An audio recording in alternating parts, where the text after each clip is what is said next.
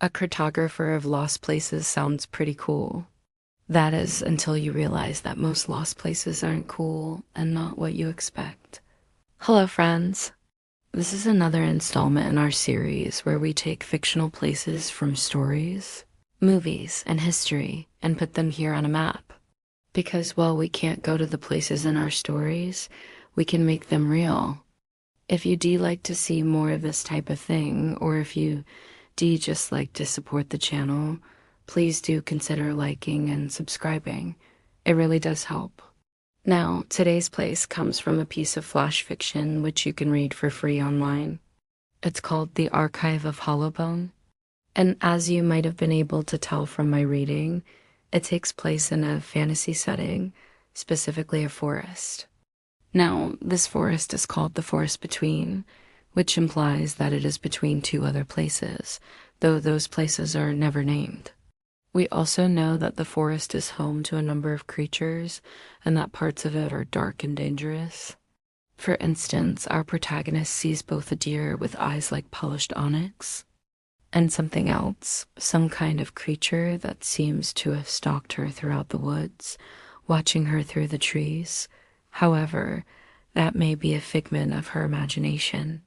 The central feature of the forest is the Archive of Hollowbone, a grove of impossibly tall trees whose trunks are pale as bone and hollow to the core.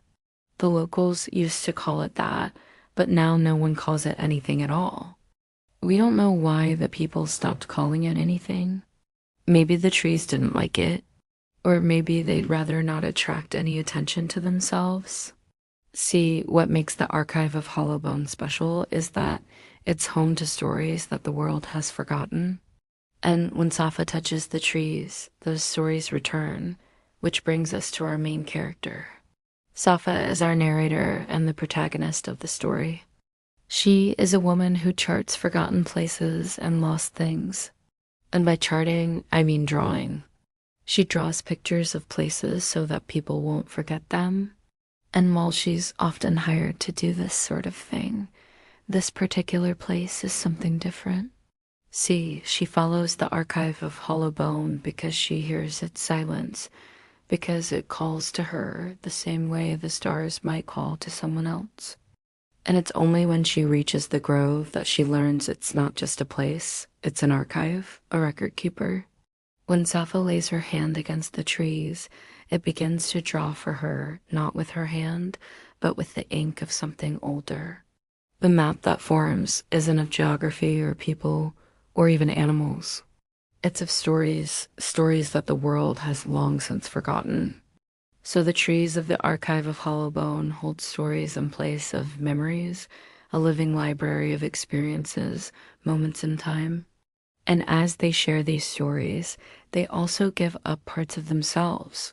And when we think about it, that makes sense. Trees don't really have memories, at least not in the same way that people do. They don't remember things like conversations or dreams or faces, but they do keep records, like rings. Each year, a tree grows. It adds a ring to its trunk, a new layer of wood that marks the passage of time. And when you look closely at those rings, you can see how wet or dry the year was, and even if there was a fire or some other kind of disaster. Trees retain records of things that happened to them and around them, including, it seems, memories of people. Maybe that's how the Archive of Hollowbone came to hold so many stories. Maybe it absorbed the memories of everyone who passed through the forest over the years. Whatever the case, it remembers everything. And the stories it tells are sad. They're about loss and longing and forgetting. There's a story about a child who cradled a fallen star, and one about a bridge made of moth wings that led to nowhere, and a war where time bled from the soil like wine. These are universal human experiences, things that people everywhere relate to and yet forget. And that last part, well, that's the important part. You see, according to the Archive of Hollowbone, to record is to carry. To carry is to change.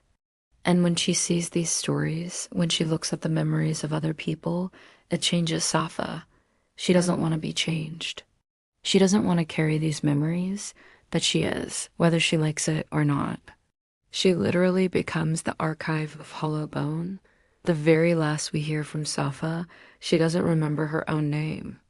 Instead, strangers come to her and lay their hands on her shoulder as she listens to their forgotten dreams. That's the ending of the story, so we don't know what happens next. Maybe she wanders the world forever, collecting stories and becoming more and more like the Archive of Hollowbone. Maybe someday she'll find a way to return the memories to their owners. Maybe she'll stop being Safa and become the Archive of Hollowbone. It's a bleak ending, sure, but I think it works. I think it shows us that sometimes we have to let go of ourselves, of our identities, to understand other people, and that can be a beautiful thing, and it fits the tone of the story perfectly. As for the map, well, there's not much to map here. The Archive of Hollowbone isn't a place that you and I can visit. At least not without changing, and maybe not without being changed forever. However, if we were to map it, it would probably go something like this. See, the Archive of Hollowbone is a circle, a grove of trees, set apart from the rest of the forest, surrounded by darkness. Accessible only by a single path that leads to a clearing, a place of silence where the trees are tall and impossibly old and whisper stories of the past. And that's our map. If you like what I did today, check out the original story. It is amazing, and I highly recommend it. If you like maps like this, check out some of our other videos, especially our other Forgotten Places episodes. And if you want to see more content, consider supporting the channel. I've got big plans for the future, but I need your help to get there. All right, class, that is our lesson for today. Thank you all so much for watching. Please take care of yourselves and each other, and I will see you next time.